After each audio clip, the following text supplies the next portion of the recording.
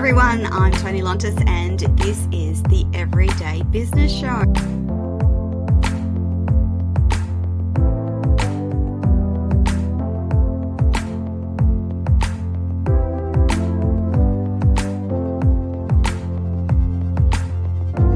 I'm going to do it to the best of my ability, because if I fail, that means I fail for my entire female nation, I call it. Is that possible? That was the question for myself. And it is absolutely possible.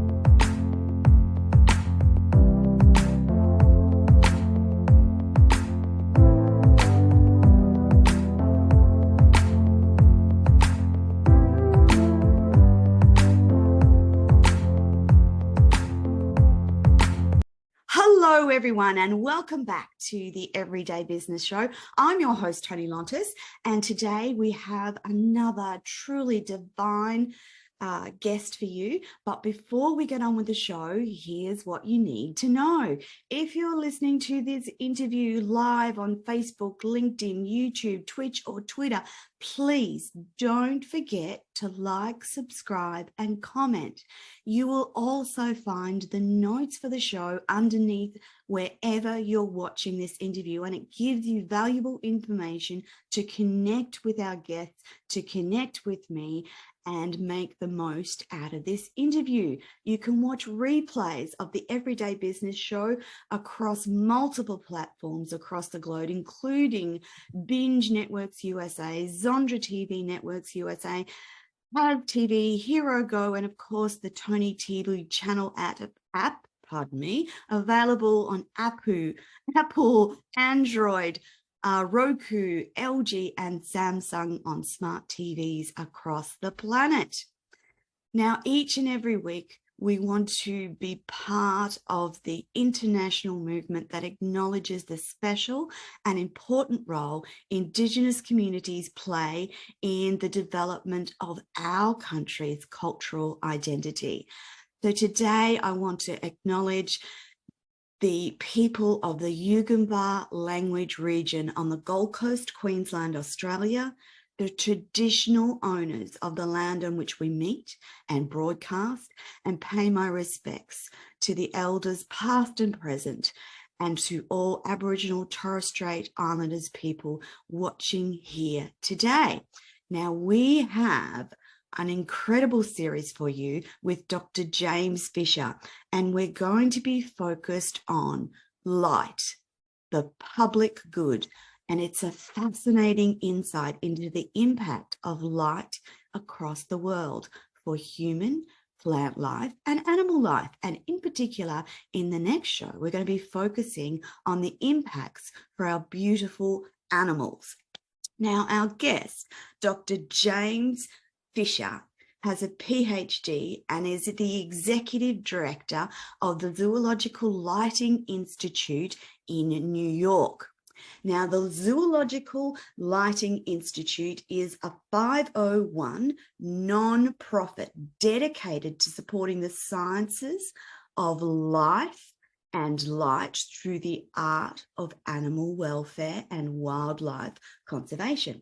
Natural light is a crucial foundation for all life on this earth, and scientific investigation makes it evident that it's necessary to have good relationships for the ecological well-being of all.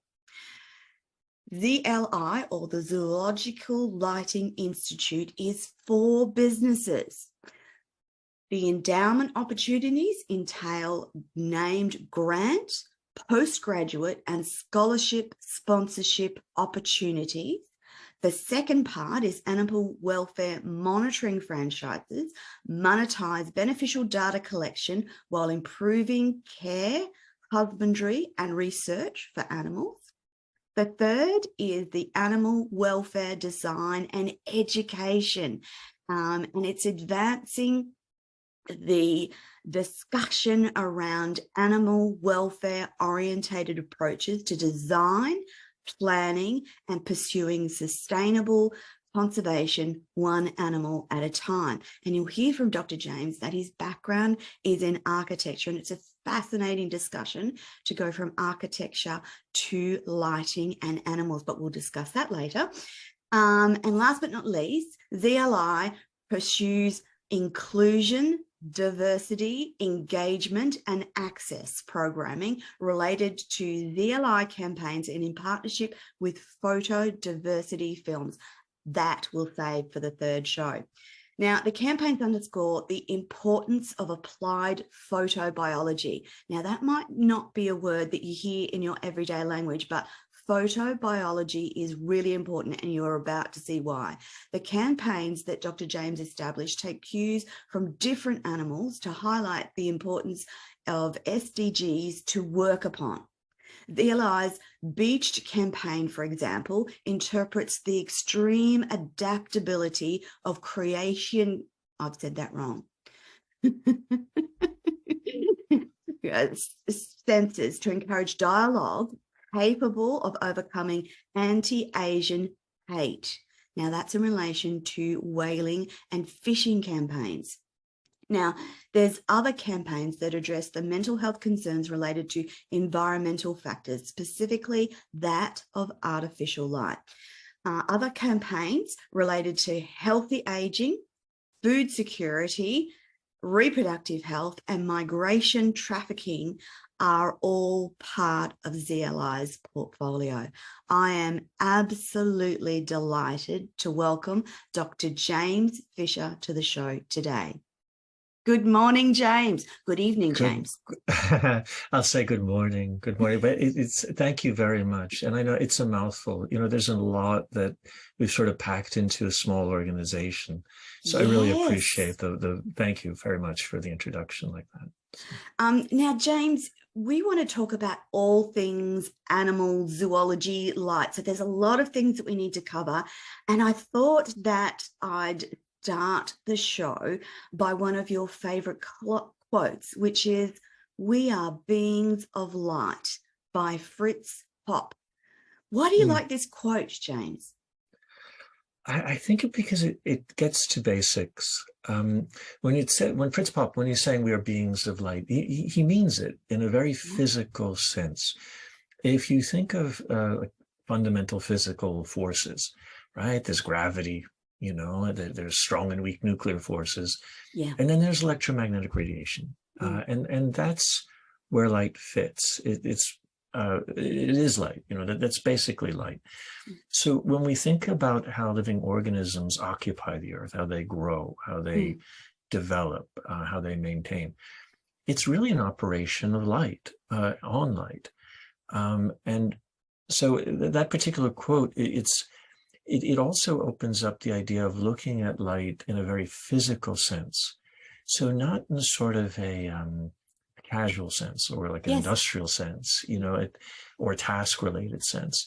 It's very much about the physical stuff life is made from. And so I like that. You know, it gets straight to James. Light is essential for beings and animals and a whole range of things. That's right. You know, from the time when we're little kids, you know, we're taught about photosynthesis, right? Yes. But it's so much more than that in school. In school, you know, but it's so much more than that, though. The more that we start investigating light, the more you realize it actually takes the place of a hormone in visual processes. And it's really an extension of individuals. And of course, it's overlaid with other individuals and other, you know, but it has this importance that I don't think is really appreciated as much as it's necessary. So, you know, and there's a lot to talk about, you know, and you know, how we got to this point. But really that quote, you know, we are beings of light, it's something we can always come back to as a very basic physical awareness.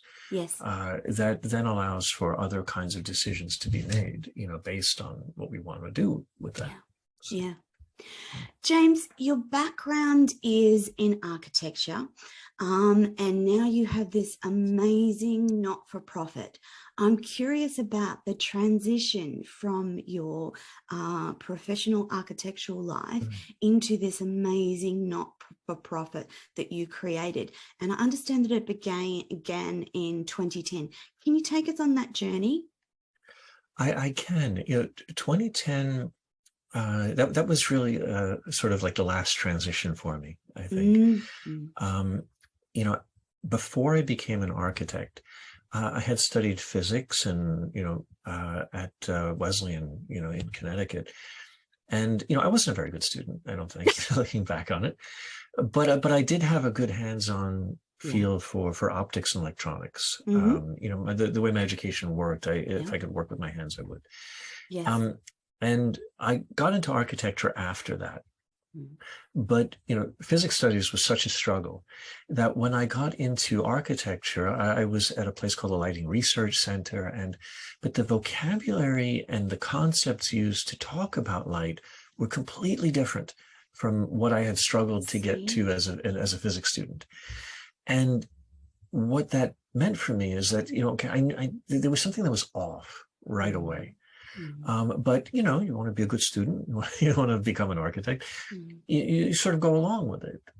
But after, becoming an adult and really more mature as an adult and working on projects and trying to decide what was important, the differences that I was kind of accepting as an architectural lighting designer, it didn't make sense to maintain it anymore.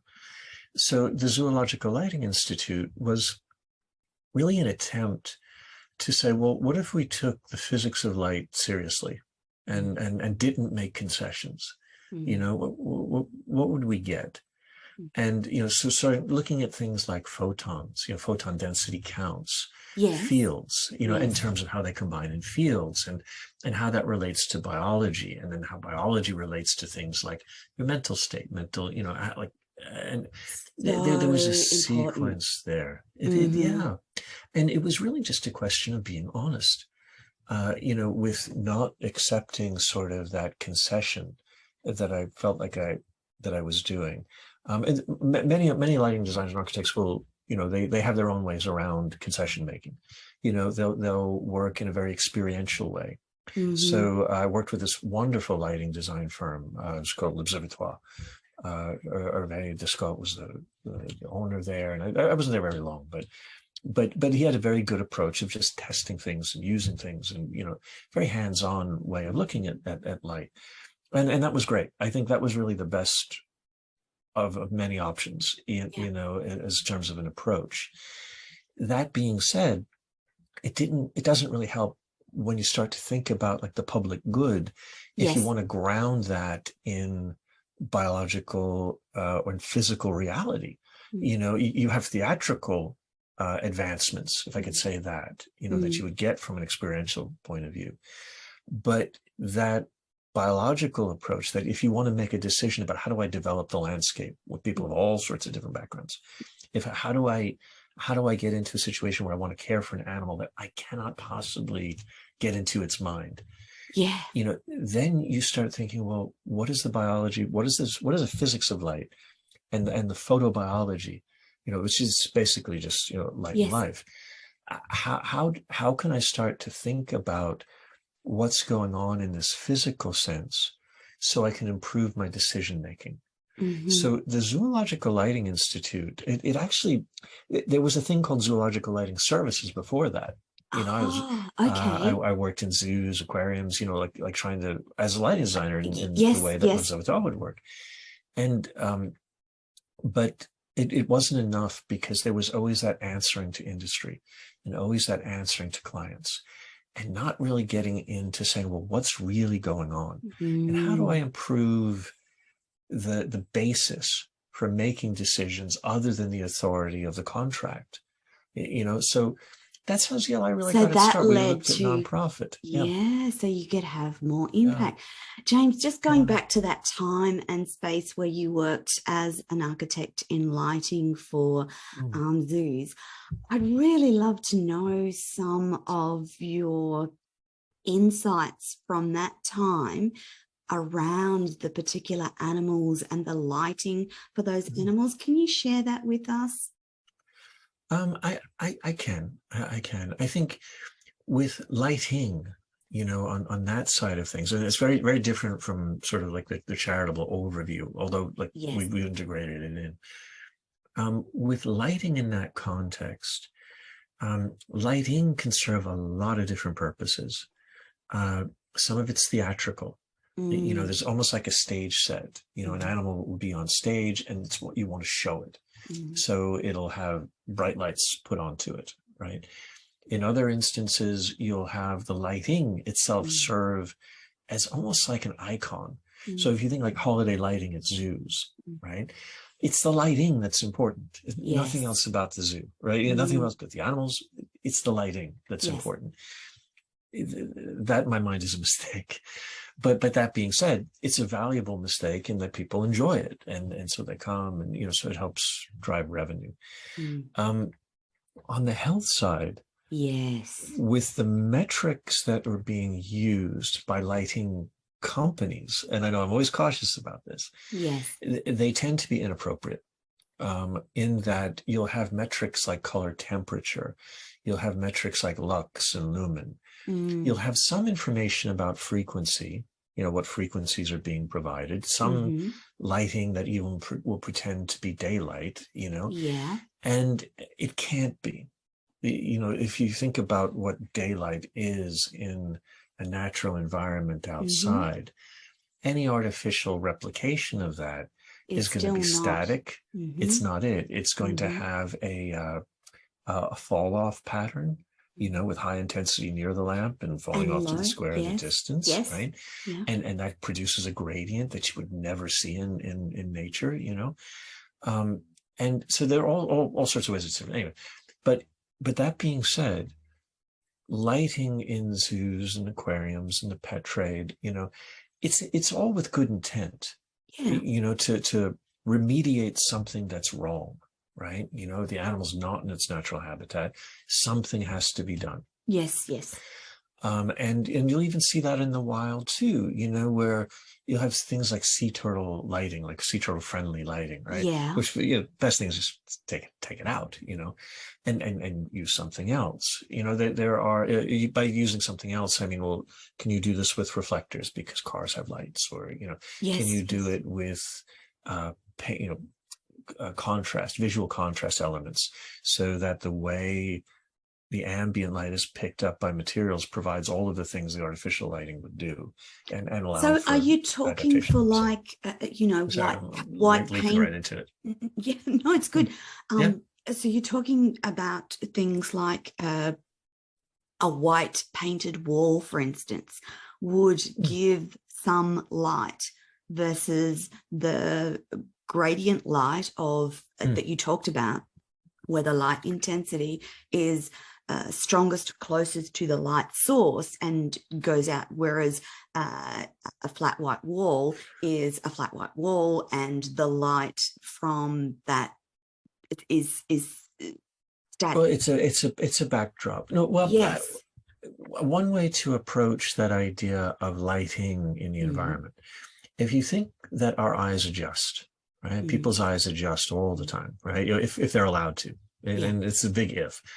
But if eyes are allowed to adjust, we can still see. Do you know? So what that would mean in terms of, say, a landscape. If I'm going to take an actual example. In the Everglades in the U.S. in Florida, right? It's impossible to run electrical wires through a lot of the swampland. Right? Definitely. So and because of, I'm assuming because of budgetary concerns, you don't have like solar lights and things like that, and I'm praying they don't go in for many reasons. But what you do have along the roads are reflectors, right? Yes, and those reflectors, if there's a car, you know, that's driving through, it lights them up. The lights off that, it's lit and it's perfectly safe and it works. In fact, it works much better. Because you don't produce dark spots with the electric lighting. You just allow the, you know, the reflectors to handle that. But so what I would say, you know, in terms of alternatives to artificial lighting, There are many, it depends what the artificial lighting is used for. Yes. But the alternatives would be looking at the visual contrast of materials, looking at the vision.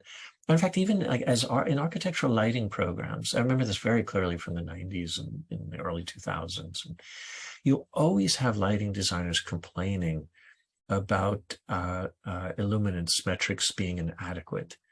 You know, so if I go by code that says, you know, okay, this room is lit to so many foot candles, so they'll use these metrics, which actually, again, they don't make physical sense. And who uses foot candles anymore? Right. But they don't actually. Oh, well, I know. I should see that's a very American thing, right? But you could say lux or lumen, right? Yeah. Or lux. You know, there are these levels that are specified in code, but the problem is they don't really relate to how human vision works either, right? In that you can create. If I were to shine, if you think of, again, we'll stick with the car example. Yeah. If I have a moonless night, and you know, I might be walking down a road, something like that, and a car comes with its headlights, I'm blinded, right? I wouldn't even see it in the daytime. In the daytime, I wouldn't even see it. Yeah. But at night, I'm blinded. That's kind of the problem with the illuminance metric, in that it doesn't account for that blinding capacity of the lighting. So, for example, I was in London last week. And I was walking down in the Covent Garden area, and they have these acorn fixtures where the filaments are exposed, and you know, which means that you're staring into the light, which means that you can't see anything else. You're blinded by that light. In fact, it's an old, I mean, in terms of historical anecdotes, you know, carrying lighting.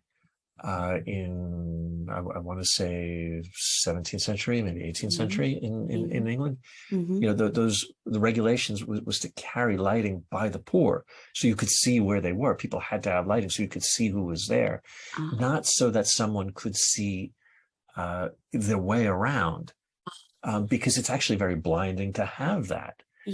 So anyway. Lots in terms of, like, you know, historical, you know, use of lighting codes and things. But the point of all of this is in the 90s, one of the common complaints was that by lighting designers was that these metrics don't really help you see.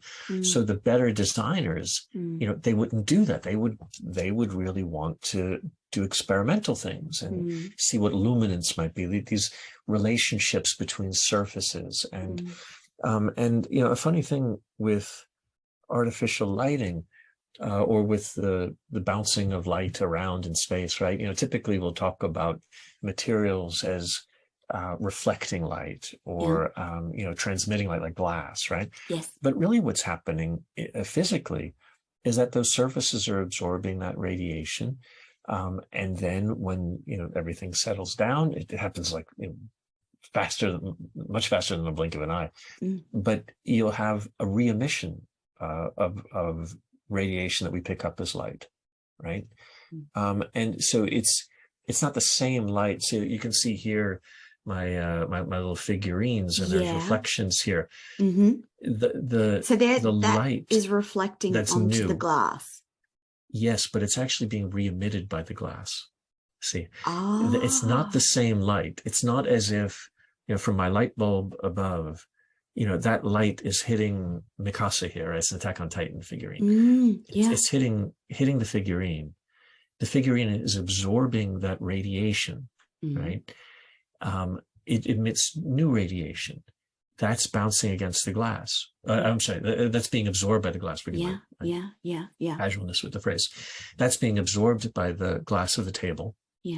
And then that's being re-emitted, and it strikes my eye, and then with the receptors in the eye and the wiring behind all of that, it's being recomposed into an image in my head. But it's not as if the same radiation from there is illuminating me in that way. So, but that's the kind of casual way to talk about it. You know, the figurine is lit by the glass, and then I see it because I perceive that light that's coming there. Physically, it's much different from that. It's not even more complicated. It's just different. Which means, though, what all of that means is that as an architect, if I'm thinking about how light is manifest in space, right? Every single material is a lighting fixture, right?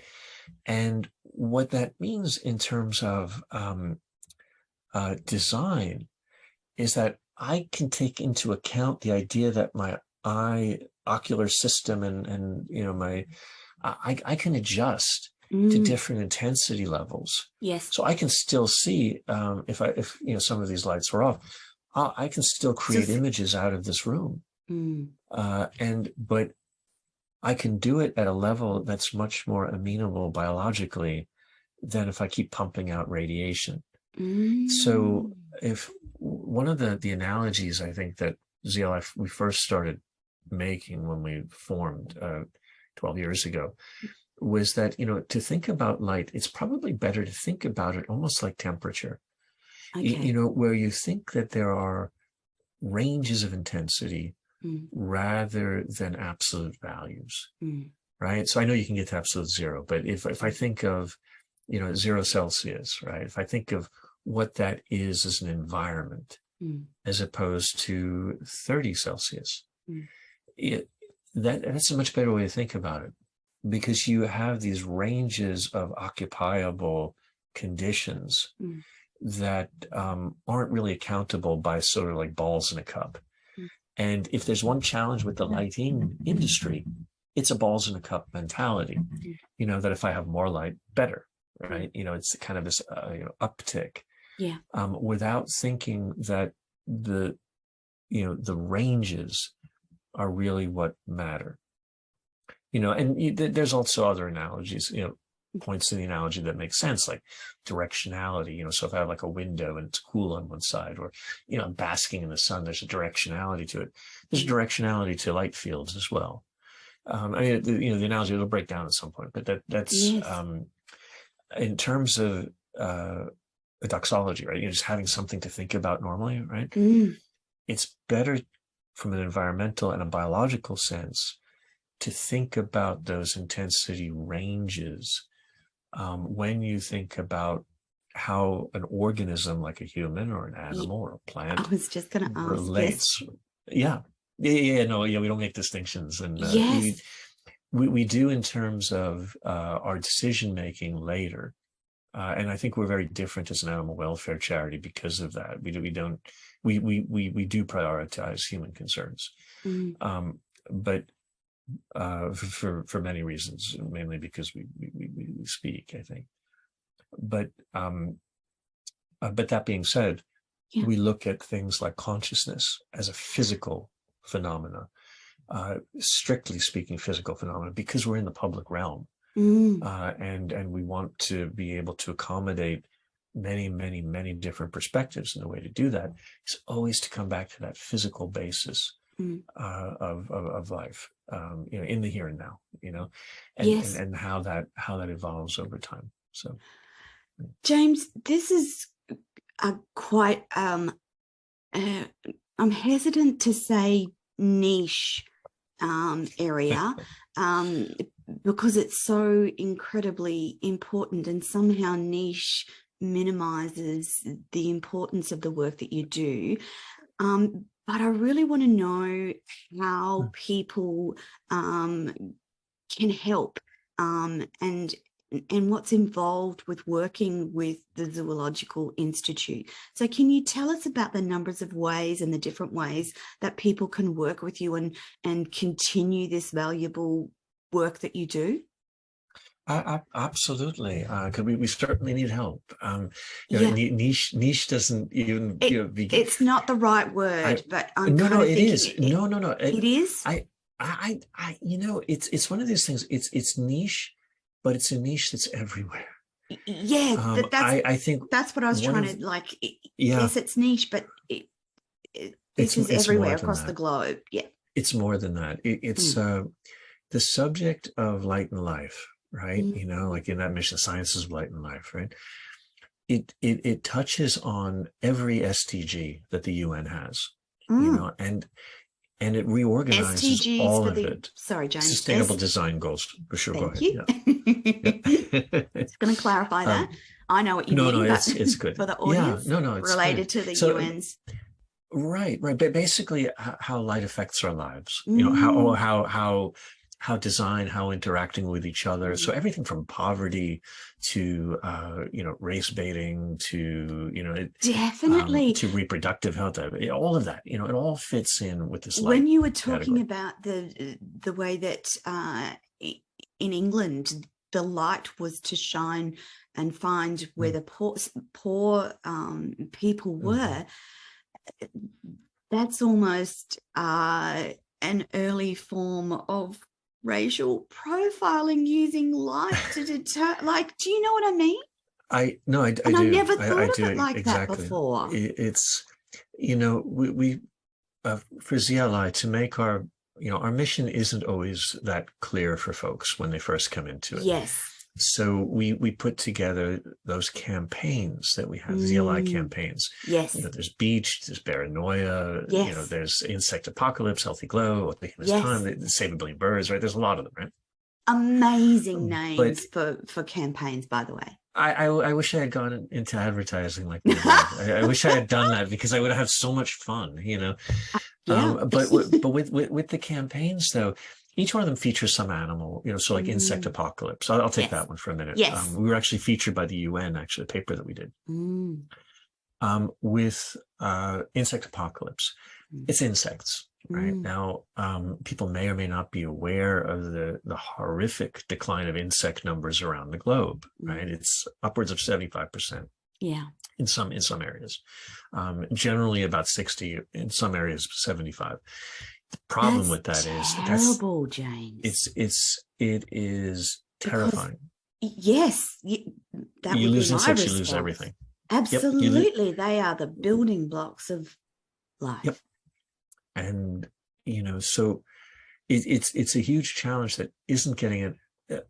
Amazingly, it's not getting enough play because there's no point. This is a hard thing for me to say, and sometimes it can be misunderstood, but I'm going to say it anyway. Yeah. There's no point in climate change mitigation if you lose insects. Absolutely. Because all of a sudden, absolutely, there's no food. There's no correct. Agriculture. There's no environment. And if there's none of that, there's no sustainable Nope. like community. It's all Nope. gone, right? Yeah. So as important as climate change mitigation is, it's important because you need to sustain life, right? Mm-hmm. And if you lose the life for whatever reason, there's no point to it. So, and I think that with Insect Apocalypse, right, with that campaign, the paper that we instigated, I would say, we're not responsible for it, but we instigated it. Avalon Owens gathered up the material, Brett Seymour, two of our board members, they're colleagues too, and it's on our site, people can find it. But what there were two papers that raised the red flag that insects were disappearing. Yeah. But neither one of them identified light pollution as an issue. And by light pollution, I mean any artificial light in the environment. I don't simply mean it as excess. It's everything, right? The physical world doesn't care if you need it or not, right? But so what we did with Avalon and Brett, in this paper, they actually gathered up the indicators that pointed to artificial light as a major factor, not just a factor. And there were over 200 papers that they gathered and summarized in this reissue, in this issue that they put out. And there are many reasons why artificial lighting is a problem for insects. But if you think of any street light attracting, moths to a flame, right? If you think of that, you get an indication of why this is an issue, right? So anyway, with Insect Apocalypse, the idea was just that. It was to say, look, if you lose insects due to artificial lighting, right? You lose food production and food security. Yeah. You lose pollination. Yeah. You lose, but it's a food-related issue that's comprehensible, really in an easy way. Yeah. Each of the campaigns focuses on something like that. So, for example, the Healthy Glow campaign Actually, I like this one quite a lot. It of all things, it has like sharks as its feature animal. Yes. But because they're very sensitive in their development to light conditions. Sharks are? Sharks are, yep. Oh. Every animal is. I'll say this. Yeah. We have. But you don't think of sharks having a sensitivity to light? No. It's where they lay is at a certain optical depth. Where they breed, certain optical depth. Yes. How they spend their time in being being developing sharks and growing, being sharks, growing. Mm-hmm. All of these have very specific optical depths. And, even though our goal is to fund research, it's not to make claims of things. No. But that being said, we took that sensitivity of sharks. And in fact, there was if I remember correctly, when we formed that campaign a few years ago, it was when bioluminescent sharks were talked about quite a bit. But anyway, with the Healthy Glow campaign, we look at health and light. So, and looking at health as an ability to work and love, right? We just take that health, that old Freudian definition. And we take that very specifically because when we think of developmental biology, light plays an enormous role in development, in how cells turn into organisms, turn into ecosystem elements. Or if we think of reproduction too, if you think of even like the powers of images in establishing social structure, right? Or you can look at imprinting, and how that affects behaviors. But anyway, but within the Healthy Glow campaign, the idea was really to focus on the endocrine, the hormone aspects of light. And because when you introduce artificial lighting into a scenario, you restrict hormone cycling, you restrict that flow. And when you do that, you have a negative impact on health and reproductive outcomes, developmental and reproductive outcomes.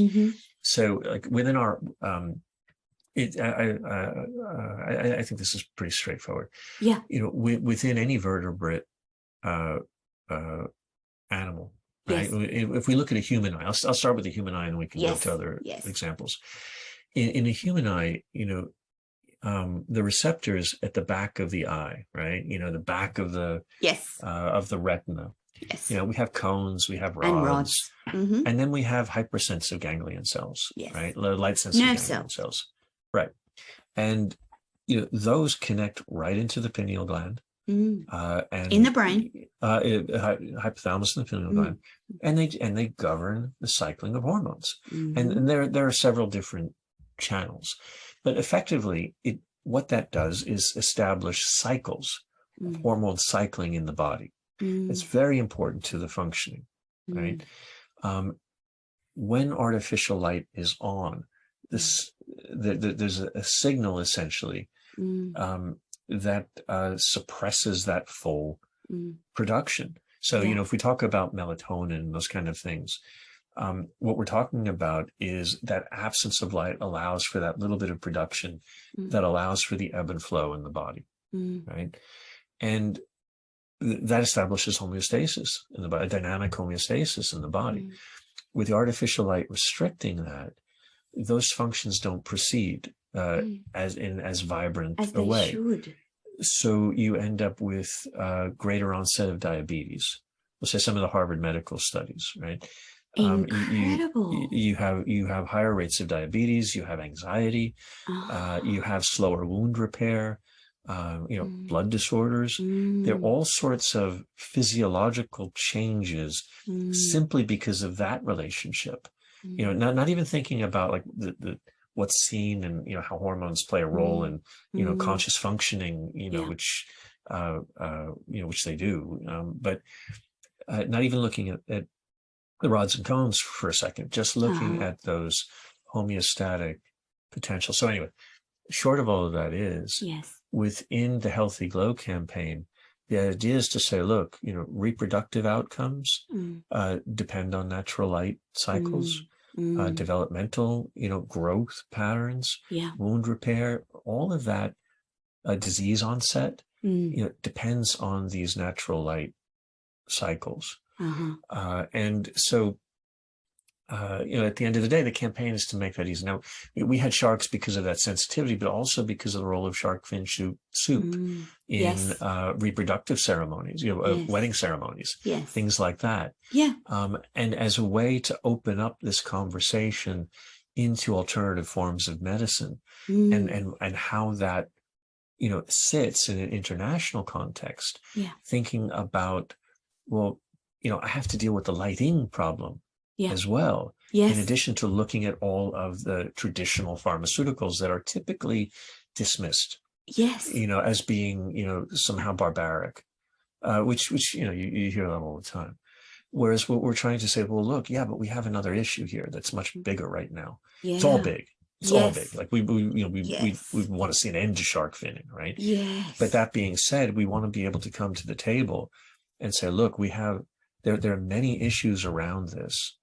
There's a problem with wild populations and artificial lighting that's not, it hasn't even begun to be broached. And it's huge. It seems like a nothing, but it's not. We talked about insects, but we could talk about any species of birds. We could talk about fisheries. We could talk about, mammals, of course. We can go up and down the line as to the impact of artificial lighting.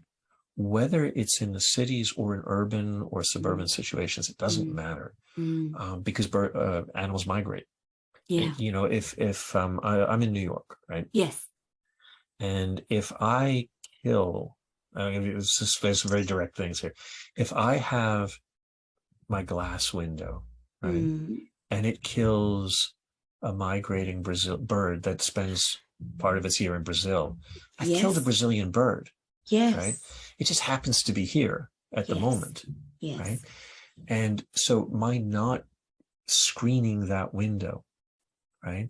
I'm culpable for that. Right? So I kind of skipped over that question of what can people do, because we kind of let the conversation go. Some very simple things. Use less artificial light. If there's something that can be done in place of the artificial light and achieved by it, you don't need the company level. If there's a way to achieve your goal without emitting radiation into the environment, right? Do that. Or with something like a glass window. If there's another treatment that can be done, like screens, it doesn't have to be. One of my pet peeves, and again, with sort of like window manufacturers, I'll say, there are some very good intentions, I think, to produce bird-friendly glass, what they call, right? It might, now over 1 billion, just to put this in context, we have a Save 1 Billion Birds campaign, right? Yes, I know. Right. Yes. No, sure, right. But we, the name of that campaign came from the 1 billion or so estimated birds killed in the U.S. by glass every year, right? So Save 1 Billion Birds annually, right? Annually, right? But the thing is, with the bird-friendly glazing, it's not an absolute solution. It maybe cuts the numbers down by 30%. So it's only part of the solution. There are other things that need to happen to protect those birds. There are better ways to do it. A better way to do it was simply screening it. See, there's a big rush to keep the glass, right, exposed. Yes. And just say, well, that's the best we can do. Whereas there are already solutions that are cheap, and easy to accomplish by like screening. You could put advertising film on a window, all sorts of, as long as it's on the exterior surface. You can do all sorts of things.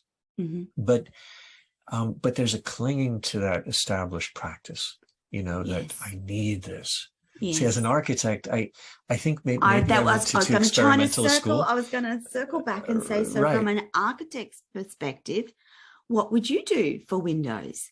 I wouldn't use them. I mean, I would use screens. I would use screens. I would use layers. I would use alternative materials. I would use top lighting. So you would just use a screen with the glass behind the screen. You could do that. Layered facades. Morphosis is this great Los Angeles firm that built a whole career. They didn't do it for the birds, I don't think. No, but they had these, you know, composite facades, or you look at things like Bilbao, you know, Frank Gehry, people like, you know, famous architects.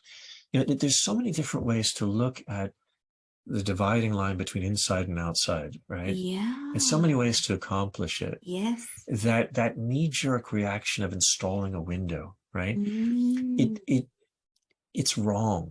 Yeah. I don't know how else I can say it. No, it's wrong because it kills birds. I was just going to say, and it actually, having this conversation causes me to think in a different way. I'm just one person. If we could get hundreds of thousands of people to think about windows, for instance, that's one thing. Yeah. We start to make an impact, huge. and that leads into that whole climate change scenario as well. So effectively, having a conversation about light is in a roundabout way the same conversation as climate change, in terms of, you could, if you think about what you do in terms of windows, materials, the production of the glass. And if you think about it in terms of climate change, if you think about it in terms of light, if you think about it in terms of our animals, etc., it brings a whole new awareness and thinking about that window in that new house, doesn't it? I absolutely. And I think, you know, I mean, our architects, if they get they have great solutions. They can. Yeah. If they're encouraged to. Yeah. You know, because there is an expectation among a lot of architects of what the client will accept. Right. So it really does have to come from clients. You know, as much as I would love to say, like, you know, I was a council member from, you know, the Royal Institute of British Architects for all these years and whatnot. But that being said, leadership has to come, you know, from that development side, where we have one of our segments, right? We have the ZLI endowments, so we fund scholarships, right? Yes. We need people to fund those, right? So if any businesses want to have a named scholarship that encourage people to study these areas. That's right. Yeah. Right. There's the endowments, the ZALA, these animal welfare stations, you know, we monitor it, and that's a way for risk management. And then I'm not going to talk about the films today, because like that's I'm going to launch off into that if I do. But we have this AWASH, the AWASH design. It's animal welfare architectural studio hosting, but it's an animal welfare approach to sustainable design. That's the point I want to make sure we get across. Yes. The idea is to look at, if I go backwards from climate change, you look backwards from sustainability, and you say, well, wait, what are we sustaining? Well, we're sustaining life, right? It's ecosystems and biodiversity. So Ken Yang, one of our board members, I just saw him last week in Cambridge. Now, Ken is really the leading figure in biotic sustainability. How do you preserve living systems, right, in architecture? That really qualifies sustainability. We would go one step further with CLI and say, if we want to address biotic sustainability, we want to do it one by one. Right. It's the same way you solve poverty. Right. You know, if somebody says, how do you fix poverty? Well, you one by one, you know, you take care of one by one people, right? Because we're only one person each, right? But that being said, the idea of an animal welfare oriented sustainability, it's to think about these decisions, whether it's design or care, development, fashion, product, it doesn't matter. You want to think about what that individual animal is on its own terms, right? So, for example, like a firefly has a very different relationship to its environment than, say, a bear does. Right? They're very different. And how you make decisions design-wise would change if you were thinking of, how do I preserve this firefly habitat, as opposed to, how do I preserve this bear habitat? Or how do I preserve so the decisions that you end up making are different, but they're more effective. Now, granted, you know, there is a level of decision making. We say, I can't look at everything. No. I have to kind of, right. So I have to, at some point, I have to come back to that mantra, natural light comes first, right? Habit, you know, that kind of generic habitat comes first. But I still want to be able to come through and say, this particular animal has this particular relationship with my work, right? And so when you think about birds, right, in particular, and it's actually going to be different for different species of birds too. Yes, yes. And different, you know, and different social groups of birds. And there's all sorts of things that you can narrow that down to. But in a very basic level, yes, I know as an architect, see, if I was just thinking climate change mitigation, right, I could create a LEED is an accreditation, private accreditation system here in the US that a lot of people picked up on. If I were to do a LEED platinum building, I could do it all out of glass, right? Provided I hit my boxes and other things. One of my first projects, my encounters with LEED was actually being asked to design, as part of a class, being asked to design a LEED platinum building next to a wetland, right? And I refused. I actually walked out of class because I said, you know, if you do this, you're going to kill birds. And if you kill birds, there's no point in reducing the cost of energy on this project or even the carbon emissions.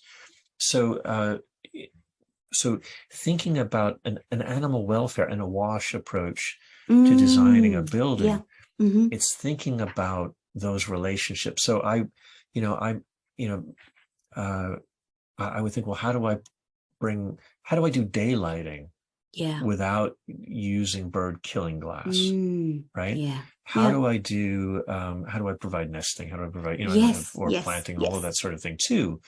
But, you know, but that first priority would be to get the glass out and to come at it from a different way. Right. But it's an animal welfare approach. And the other benefit, so one of the things we could do with CLI, we actually can still do architectural work, you know, and still serve as a broker. We're a 501c3 in the US, which means that if people donate to us, right, we're actually able they're actually able to get a tax break. Right. So up to 40%, you know, off the work.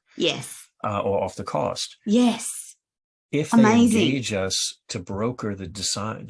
So if they donate to us and we hire the architect, right, and we hire architects and we tell the architects, okay, you're going to do this, but you're going to do, this is what you have to do because the client needs their tax break because we're a charity. That's awesome. So we move sustainable design into the recognition that practical, you know, financial, lucrative incentives. Way. Absolutely. Right. So even say like with, you know, I mentioned screens, there are lots of different approaches. Actually, I just use screens because it's an easy one. But with a screening window, say, one of the things we're able to do, if a client donates to us, I say client, but like not our client, or they become our donor. If they donate to us, we're actually able to buy that, you know, those screens and install them on a property. Amazing. And as long as we own those, see, now the charity still owns them, but they're installed on the property. And they're there to protect. They're there to protect people from the loss of birds. Right. I'm going to phrase it like that rather than saying protecting birds, because it's really protecting people from the loss of those birds. You know, that's how we're justified as a 501c3. We're here for animal welfare and wildlife conservation at the end of the day. We have our photobiological approach. Amazing. Anyway, so that's what we can do. I'm conscious of the time and realize that we're almost out of time. And this is a fabulous conversation, a very engaging and worthwhile one to have. Just quickly, what's the best way to connect with you and have a conversation, make a donation, become a sponsor, or become involved in the work that you do? What's the simplest way for people to connect? And we will have all of your contact details attached to this interview wherever you're watching it. But James, what's the best way? Is it email? How do you like to connect with people? Email is wonderful. I'm always available on LinkedIn. You know, that connection is there. I think, you know, how people can get involved, you know, this zoolighting.org site, very easy to make donations there. Yes, it is. And we do need donations to fund the science. Right? You do. for sponsorships, that can be done on the site too, but fantastic. we like to actually talk to people, Yes. So with that, I would say an email is probably the best. Start with an email and introduce Right. You can yourself either to my James, own or to the general one. Yep. Yeah, absolutely. And then have a conversation, because we need to be doing these things now, James. We need to be working actively on all of these things, or our grandchildren will not inherit the world in a very good state. Yeah. But I would say, going through the website, and even for the architectural work or the monitoring stations, which I know we didn't talk too much about that, but maybe next yes. time, I guess, when we look at that, but really getting in touch, through the website, but my own direct email is good. Yeah. The admin site is good too, because we've got a director of the new UK society for us. Jack Merrifield. Yeah. So, he's another good person to get in touch with, directly for a quick response. Fantastic. And we're doing an event in San Francisco in the spring, in June. We need sponsors for that. Let's talk about that more. Let's talk about that more next week as well. Dr. James Fischer, thank you so much for your insights, experience, and your wonderful words today. I look forward to our next show next week, which will go out live. Dr. James Fischer, thank you so much. And that, my friends, very much, is your lot for this week. Please join us next week in an ongoing conversation with Dr. James Fischer around lighting and its impact on the world. Thank you for watching today, and bye for now.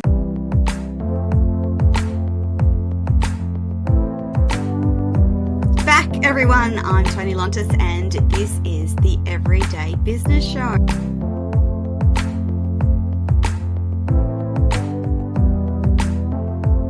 Is that possible? That was the question for myself. And it is absolutely possible.